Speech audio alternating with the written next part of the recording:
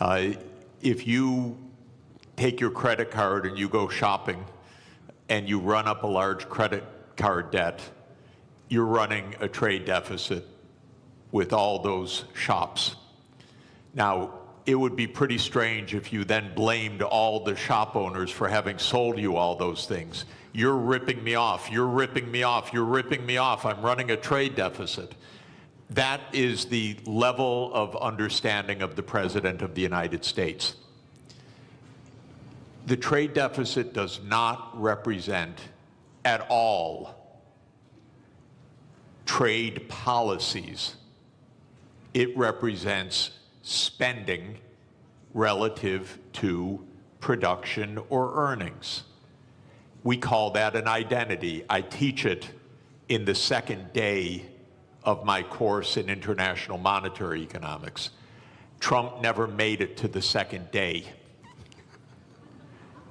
So he says, you're running a trade deficit. Look, they're all cheating me. But all that's happening is the United States is outspending its national income. And you can look at the national income chart. You can add up consumption and investment and government spending, and you could subtract off gross national product, and lo and behold, what will that equal? Not approximately, exactly. That will equal the current account deficit, which is the comprehensive measure of how much you spend on goods and services versus how much you sell in goods and services. So the United States runs a current account deficit because it spends more than it produces. Why does it do that? We have a big credit card in the United States. It's called the national government. The US government spends about $2 trillion a year more than it takes in revenues. What it's doing is making transfers to the American people and to American businesses. It doesn't tax Americans for those transfers because, here's another little fact, because the congressmen that vote on the budget got into office by being paid for their campaigns by rich people who don't like taxes. So the political system says, spend, but don't tax us. So we run a chronic deficit in the United States. That spending goes out either as transfer payments or goods and services, and that's more than our national income, which is about $30 trillion, and our spending is about $31 trillion. And that's our trade deficit. And for that, Donald Trump blames the world. Okay, I fail him for this if he were my student. He's my president. It's a little weirder because when he did this, in 2 days, the world lost $10 trillion of market capitalization. By the way, where did it go? Did it get transferred from here to here? No, it got destroyed. Why destroyed? Because trade, something also the President of the United States doesn't understand, is mutually beneficial. So if you stop trade, everybody loses. It's not that one side wins, the other side loses. He cannot understand that concept as a guy that traded real estate in New York. So his idea is somebody had to win, somebody had to lose. But what happened when he made this announcement was $10 trillion was wiped out worldwide.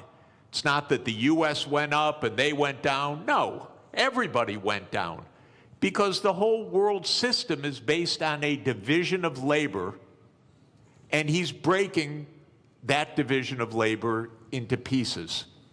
So then people said, this doesn't make sense. Even the very rich people that gave him the money for him to get into office started saying this doesn't make sense. The hedge fund managers who were his big campaign contributors.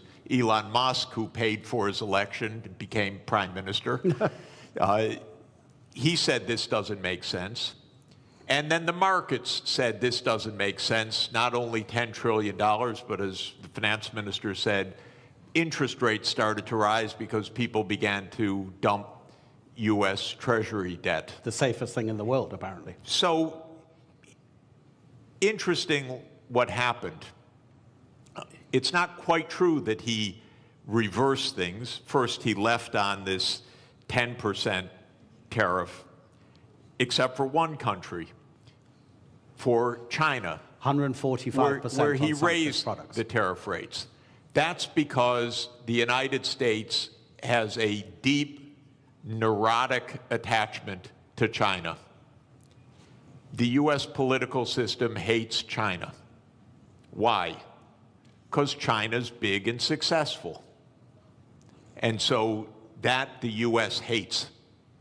It's a rival, it's a competitor, and so this is the one thing he left on. Now, he's going to mess up everything with this, too, because in a trade war between the U.S. and China, China wins. China does not depend on the U.S. market very much. It's about 12% of China's exports. China will do just fine. It's just dumb policy. There's no more, sorry to say it, there's just no more explanation to this than that. It makes no sense. Now, it raises, if I could, just one last point. How can this happen when it makes no sense? And that, people should understand, we are in one-person rule in the United States. Our political system is in a state of collapse. What President Trump did is an emergency decree. Everything he does is an emergency decree. Literally, you can go on to whitehouse.gov and then follow the menu to executive decrees. And there are dozens of them. And each one starts the same way. With the powers invested in me as President of the United States, I hereby declare A, nonsense, B, nonsense, C, nonsense. Because he's king. Those powers are not invested in the President of the United States.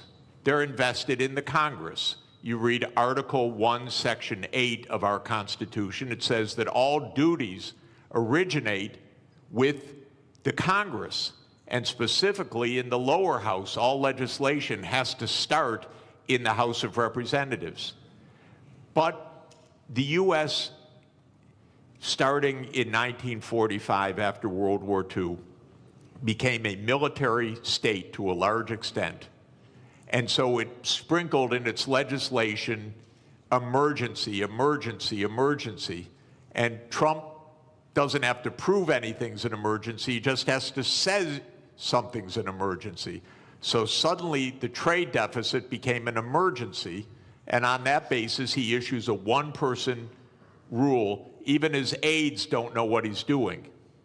You raise one final interesting issue, which is that the market recovered about $4 trillion when he reversed. Anyone who knew that 5 minutes before made billions. This is not the cleanest government in the world, I can tell you. I'd be hugely surprised if some people didn't know just a bit ahead of time, starting with members of the U.S. Congress, by the way. Look, we'll get into the more general issues about protectionism and the end of globalization, question mark, in a minute. But I think what's happening and the directives coming from the White House is such a perfect example of what this panel is about. I'd just like to stay on this just for a few more minutes. Minister, is protectionism always a short-term aim, and does it always come at the expense of the longer-term gain? Donald Trump hasn't said it in public, but apparently in private, during his first term, he was asked about the problem of the US national debt. And his answer was, I don't care because I'll be dead by the time it's a problem. And apparently that's also his approach to the climate crisis. So is this protectionism coming from the White House a short-term fix which is going to hurt America in the longer term in terms of how it grows? It's not a fix. It's apparently a quick fix, but it's fundamentally flawed, as Professor has very clearly stated. Look, protectionism is nothing new. If you look at post-global financial crisis, the number of annual trade restrictions have gone up dramatically. In fact, like last year, there were over 3,200 trade restrictions. That is almost 11 times higher than what it was pre-global financial crisis. So this has been a trend, but what we have seen over the past week or two is clearly a new level. This goes beyond some protectionist measures, trade restrictions. This goes into something, an all-out trade war. So that's really worrisome, because if you go back, again, I mean, if you look at 20 years to global financial crisis, global annual trade growth was 2 times world real GDP growth rate. So in a way, trade was the engine of growth. Mm-hmm. Now that engine has been slow.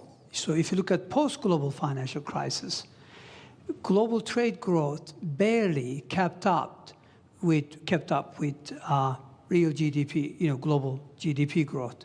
So that's no longer really one of the kind of like a strong engine.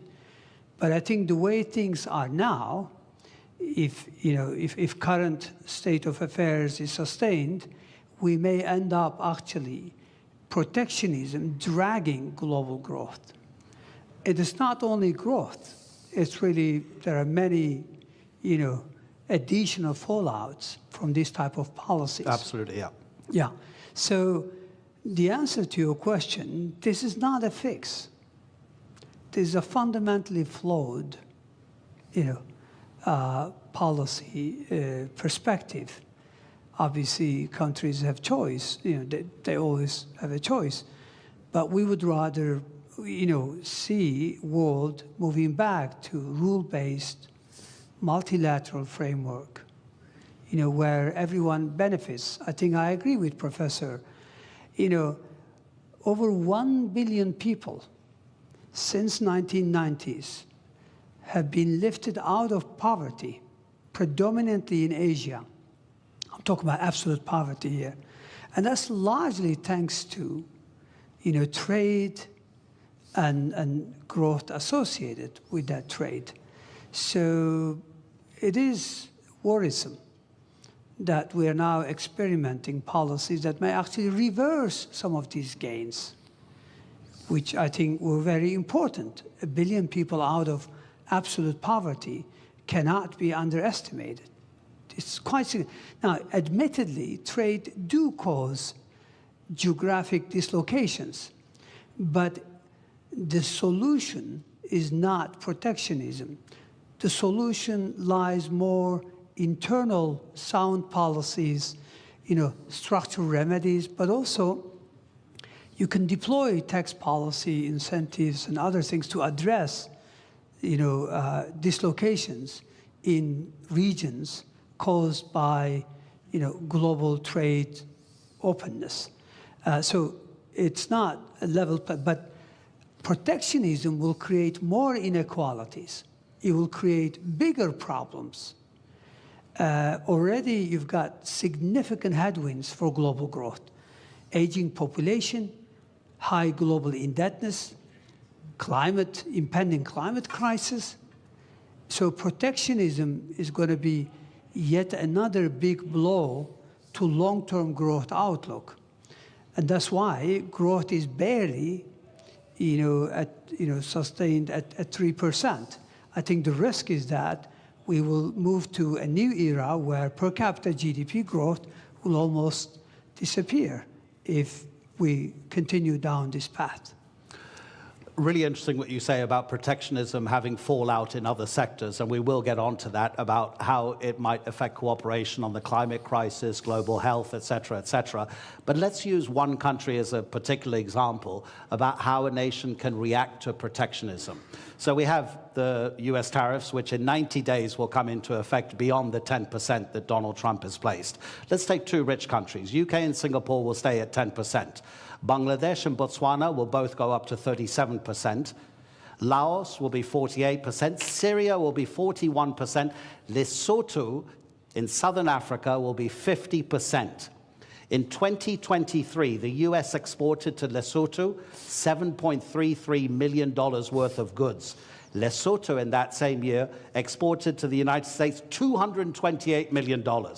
The US GDP per capita in 2023 was $82.8 thousand per person. In Lesotho, it was $916.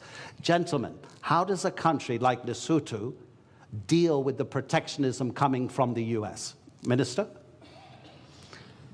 Well, look, protectionism is an external shock, meaning it's not a decision by, the counterparty.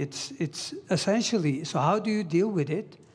I guess you focus on regional integration, as an antidote of protectionism. So regional connectivity, regional integration would be one way forward. So, instead of globalization on a big scale, you focus on how you can deepen and broaden your ties with your immediate neighborhood or countries that are still willing to entertain rule-based trade. So I think that's the only way. Again, this is a major shock for many countries. I think global supply chains are going to suffer. This will lead to, already, I think the risk is that capital will be misallocated. Take us, take Turkey, for example. We are the world's second largest of white goods exporter. We need chips, basic ones, nothing sophisticated. We're not talking about 4 nanometers. We're talking about, 30, 40, 70 nanometers. If we're worried that countries are not going to supply that, even though it may not be the most efficient way, we may have to go into a very large capex to see if we could produce them. We are good at something. Other countries are better at something. So we would rather trade. And this is a very simple, economics, theory. Everybody benefits. So I don't think, X country or Y country, there's not much they can do except to look at, ways in which they could mitigate the fallout from not being able to sell goods to the United States. But Professor, that takes a long time to arrange because, of course, the shock is immediate. You can't make deals that quickly, can you? I think the particular tariff rates that Trump announced last week that led to that financial bloodbath are not going to come back. So I don't think we're going to hear again about those numbers after 90 days. 90 days in U.S. time now is infinity. It's eternity. We'll never hear those numbers again. Where did those numbers come from? Something, again, so stupid you can't believe that any country would do this. But the idea is the following. As I said, if you want to know what your trade balance is, you earn some income, so you sell some services to somebody, and you buy things. And if you spend what you earn, you're in trade balance. Technically, you're in current account balance. Now, most of us, I work for one employer, my university. So I run a big trade surplus with my university, and then I run a pretty big trade deficit with the grocery store that we buy our groceries from, and if I have to buy shoes, I run a trade deficit with the shoe store, and so forth.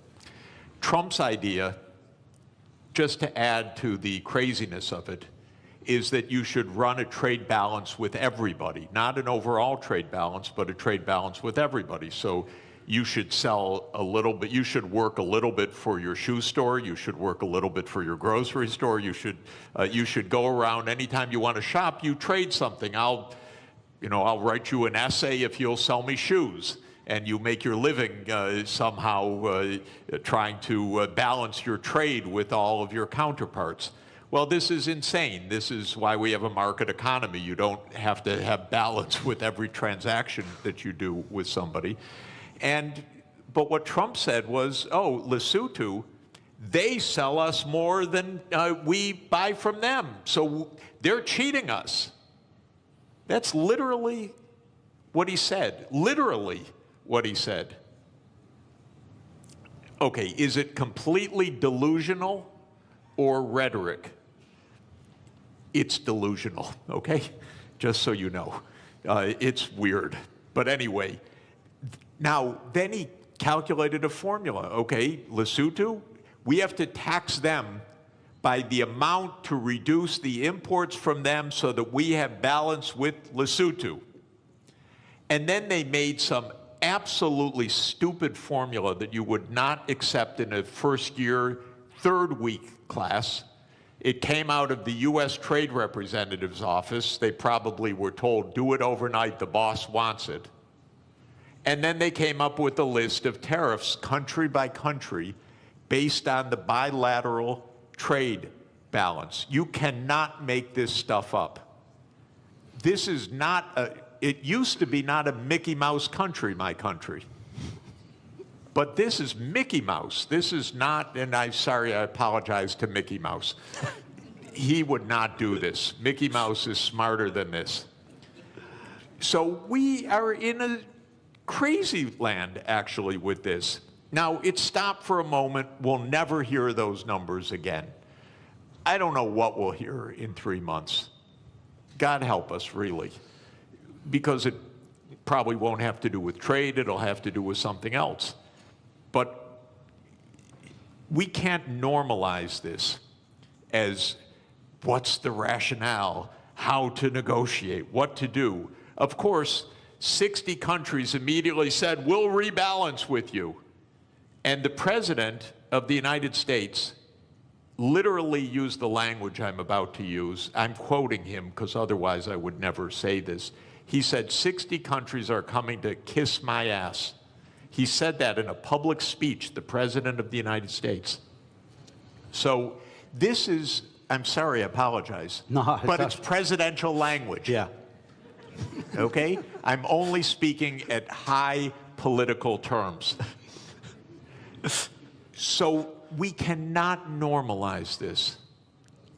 We have to say no. We didn't spend 100 years on 200 years, 207 years since David Ricardo put forward the idea of comparative advantage, okay? And we have been building the trade system since the ruins of World War II for 80 years. And we have been building the World Trade Organization, which the US led the creation of, I think it's fair to say, for 31 years. This should not be normalized to try to figure out what is the theory of this. And it's a more fundamental point, ladies and gentlemen. The United States is a rogue nation right now on many things, not just on trade, but on making Gaza into the US Riviera, on whatever it wants to say. It's a little bit of a rogue nation. For the world to hold together, the rest of the world has to say, we're not going down crazy lane. We're going to be responsible. We're going to go to the UN, we're going to go to the World Trade Organization. We're not going to get into this downward spiral. Because if we normalize craziness, there is no way out. You mentioned Mickey Mouse, but there's a kind of a theme here from Bloomberg, the news agency. These are its headlines in the morning and the afternoon of Tuesday, Wednesday, and Thursday. Tuesday morning, this is madness. In the afternoon, a clown show. On Wednesday, stocks keep falling. In the afternoon, could have been worse. Thursday morning, assessing the damage. Thursday afternoon, Trump blinks.